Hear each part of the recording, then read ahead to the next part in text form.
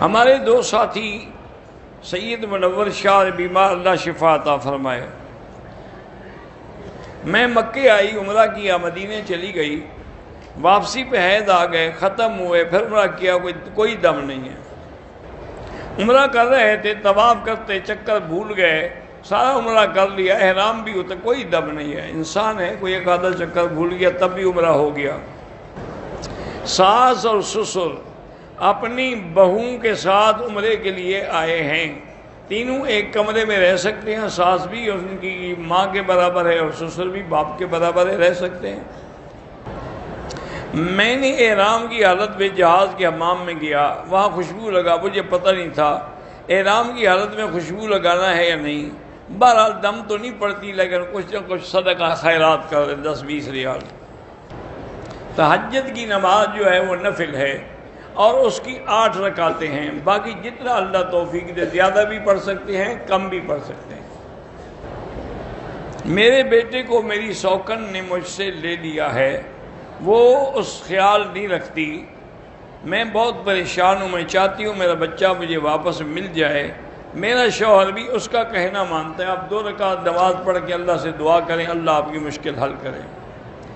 میری شادی کو 10 سال ہو گئے، اولاد نہیں ہو رہی، میڈیکل کا مسئلہ ہے، بہرحال دوائی فائدہ نہیں دیتی، وظیفہ اس کے لیے یہی ہے، رب لا تذرنی فردا وانت خیر الوارثین۔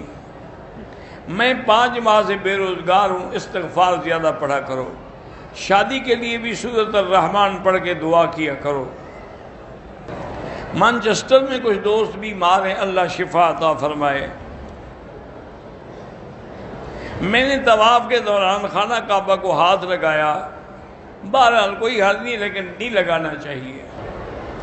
میں عمرے کے لیے آیا، ساتھیوں سے بچھڑ گیا، طواف کیا، صفا مروہ نہیں کیا، ہوٹل میں سو گیا، صبح دوبارہ صفا کیا اور رات کو کمبل اوڑھ کے سویا تھا، کچھ صدقہ کر دیں، عمرہ ہو گیا انشاءاللہ۔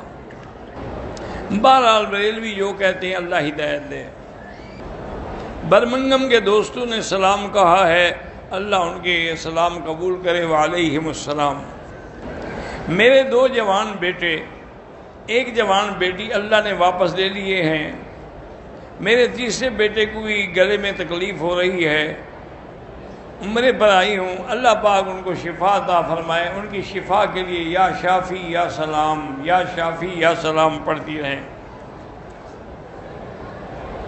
اگر آج عمرہ کیا ہے تو کتنے دن کے بعد عمرہ کریں؟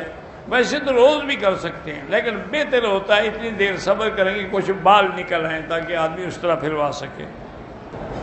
میں مدینے سے واپسی پہ آیا، لیکن نہ عمرہ کیا نہ نیت کی، 4 دن مکے میں گزارے، بعد میں طائف سے احرام باندھ کے عمرہ کر دیا، چلو الحمدللہ اس کے بدلے میں عمرہ ہو گیا۔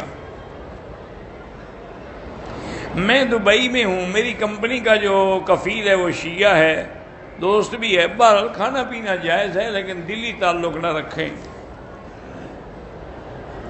اللہ کی ناراضگی کا اندازہ اسی سے ہوتا ہے کہ آدمی اللہ والے کام نہیں کرتا اور اللہ کی نافرمانی کرتا ہے۔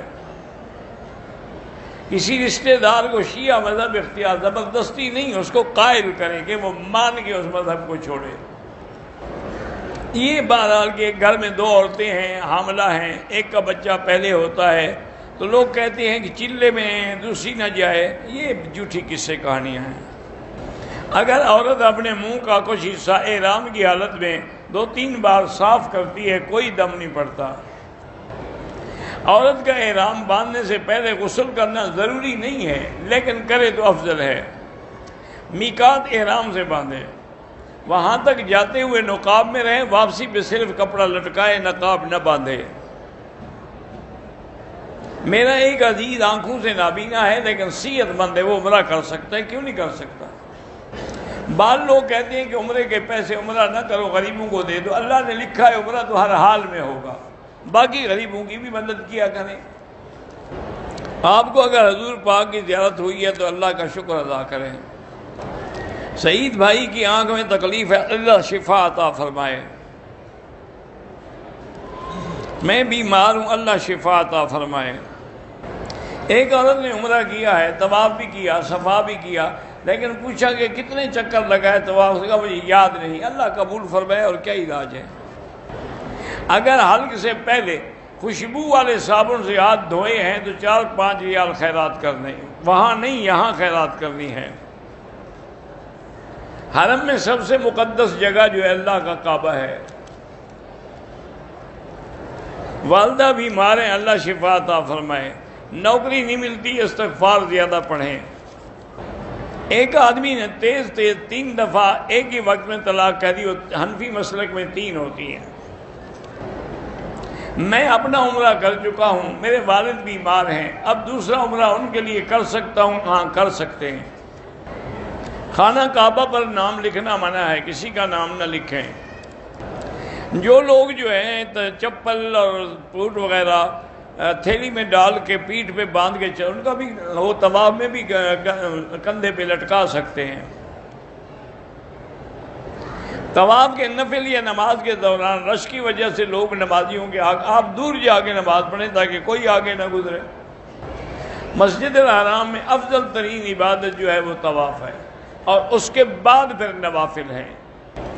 ایک شخص گوٹ مار کے 20 منٹ تک بیٹھ کر سوتا ہے، اگر ٹیک نہیں لگایا تو وضو نہیں ٹوٹتا۔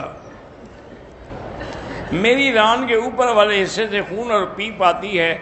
بہرحال احرام کے نیچے انڈر ویئر یا حفاظتی پٹی پہن کر آپ طواف کر سکتے ہیں۔ بہرحال آپ عمرے کے لیے آئے، آپ کا افسر طنز کرتا ہے، اللہ اس کو ہدایت دے۔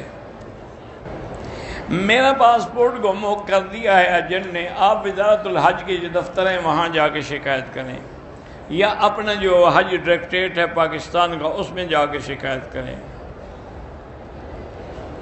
ایک بینک میں میرا لاکر ہے، اس کی سالانہ 3500 روپے فیس ہے۔ اب بینک نے کہا ہے کہ آپ 40,000 جمع کر، پتہ نہیں لاکر کی فیس ادا نہیں کرنی پڑے گی، جب لاکر ختم کرنا ہو تو وہ 40,000 روپے آپ کو واپس کر دیں۔ ٹھیک ہے، یہ کوئی سود نہیں ہے، وہ آپ کے پیسوں سے فائدہ اٹھائیں گے، دیں گے بھی آپ 40، لیں گے بھی آپ 40۔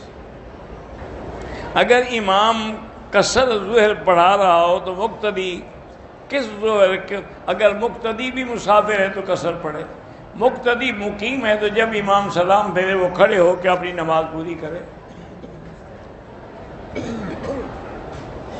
ظہر عصر کی نمازوں میں آخری رکعت میں امام کے ساتھ شامل ہو جائے تو بقایا کھڑے ہو کے 1 رکعت پڑھو، پھر بیٹھ جاؤ، تشہد پڑھ کے پھر اٹھ کے 2 رکعتیں پڑھو۔ سراج العلوم کبیر والا کے محتمم مولانا عمر فاروق صاحب اور شیخ الحدیث مولانا امداد اللہ دل کے بیمار ہیں، اللہ شفائے کاملہ عطا فرمائے۔ ایک چند سال پہلے جہلم میں ایک عالم، پتہ نہیں کون، فیض عالم، ممبر پہ بیٹھ کے حضرت علی کو گالیاں دیتا تھا تو لوگوں نے قتل کر دیا۔ بہرحال قتل کرنے کا حکم تو نہیں ہے نا ہمیں، لیکن انہوں نے بھی مجبور ہو کے کیا ہوگا کہ حضرت علی کی گالیاں کون برداشت کرے۔